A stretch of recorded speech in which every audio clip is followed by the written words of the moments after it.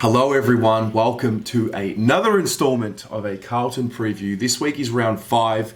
It's a short turnaround. Unfortunately, we don't get to bask in the glory of the Essendon win as much as what we would like, but hey, anywhere, anytime, anyone, we understand the context of what this season is. It's just one of those seasons where it's going to be different. There's going to be things that go our way. There are going to be things that don't go our way. And as I said on the show last night, those who are willing, ready, and able to adapt quicker than the others are the ones that are going to benefit. That's how I feel anyway. Let's look at the Saints. I think watching their growth from last year to now, they were a team who they got some nice young players who are building into that prime of their career.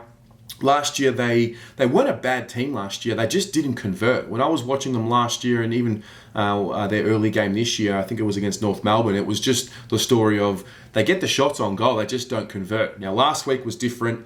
15 goals, 3, 93 to 10 goals, 7, 67 against Richmond. Very impressive. I mean, they say bad kicking is bad footy. Good kicking is good footy. So you've got to give them that respect.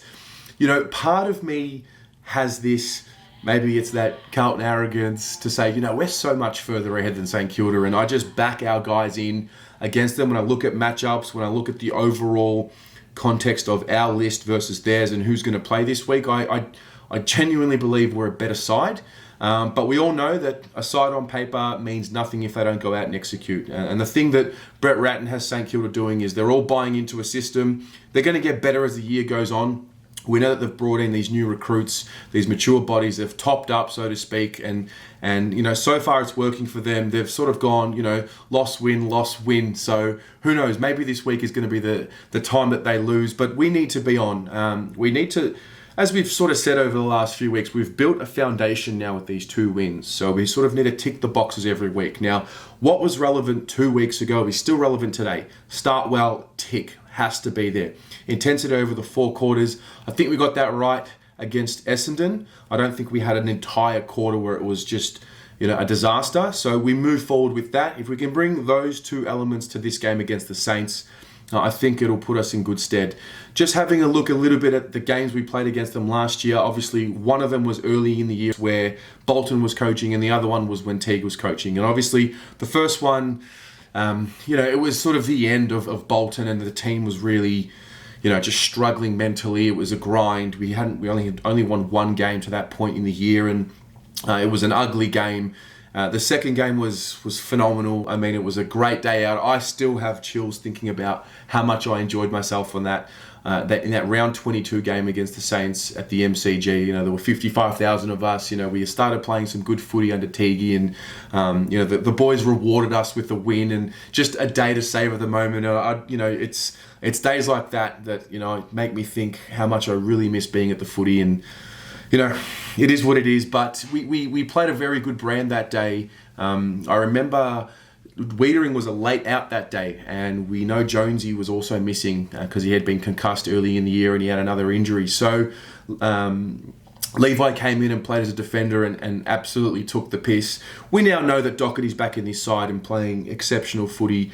We now know that some of the other guys are starting to step up. There is a matchup that does go in the Saints' favour, and I think the Jack Steele Patrick Cripps matchup is one that the Saints will be confident in. Steele is one of the rare players in the competition who has the height and size to go with Cripps, and we know that Steele's a tackling machine, a very physical player. But for me, Cripps built his reputation on being a ruthless, aggressive midfielder, and I think Cripps needs to take it up to him this week. And Brett Ratten made a point after the Collingwood game that they got absolutely belted in.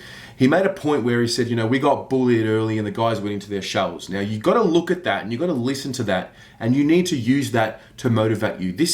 He's basically given the template into how to beat St Kilda or to how to make them go in their shells. If we come out with this absolute aggression, and get them in their shells early, there's no reason why we can't go on and win this game by a couple of goals, maybe 3 or 4. Having said that, short turnaround, so we don't know what their bodies are going to be like. I would only assume that it's a non-factor because of the shortened quarters, maybe because they've played a couple of games now that the bodies are starting to feel the pinch, but I just think recovery time, I don't know, but with 20% less game time, the way they did their preseason, expecting to have a full game to prepare for, I think we should be okay. And at the end of the day, the Saints have just as long of a turnaround as what we do, maybe a couple of hours extra. And so I would expect us to be absolutely prepared. In terms of changes, we were told today from Andrew Russell about who's ready and who's not.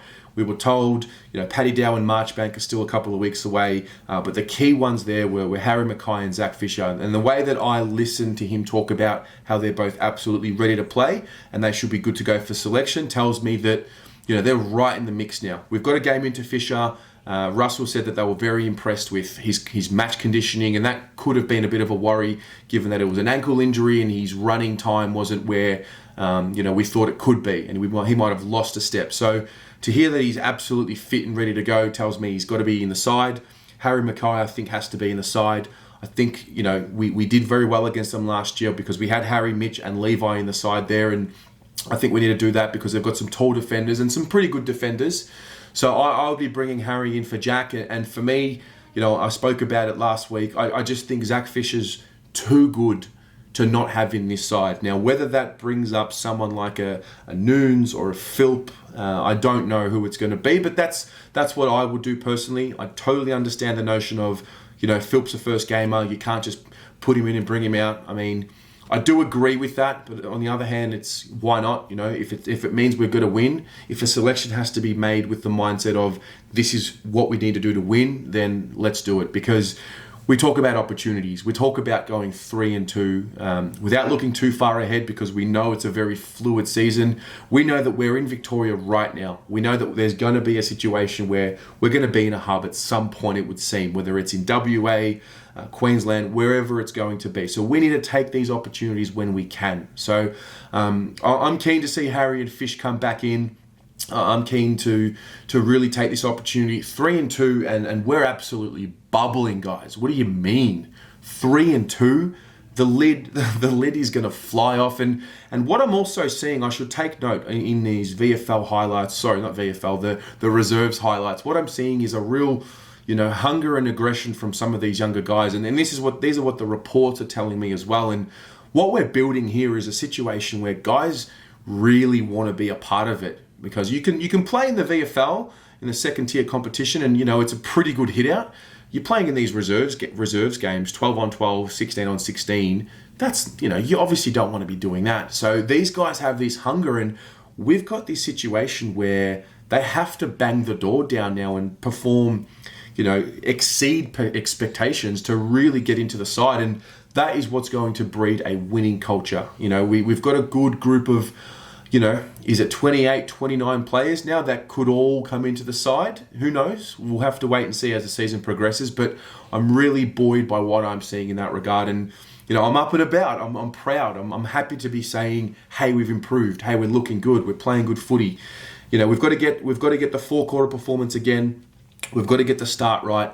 And when we do get on top of St Kilda, we need to take our opportunities, because I don't want to get in a situation again where we're saying at the end of the game, we've been the better side and it's only a 3-point game. That's the next step in the evolution. Now, evolution doesn't happen week to week. We know you can't just keep taking steps week to week. So there might be a bit of a disappointment.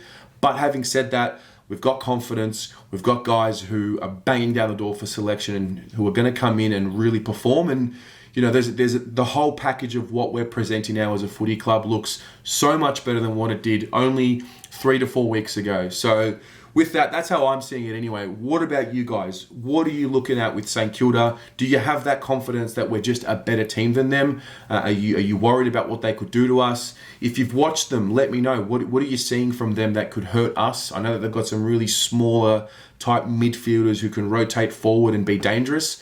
But let me know in the comments below, and obviously let me know what you think about the changes. Do you think we should bring Harry and Fisher in or someone else? Let's have a good chat about it, and go the Mighty Blues.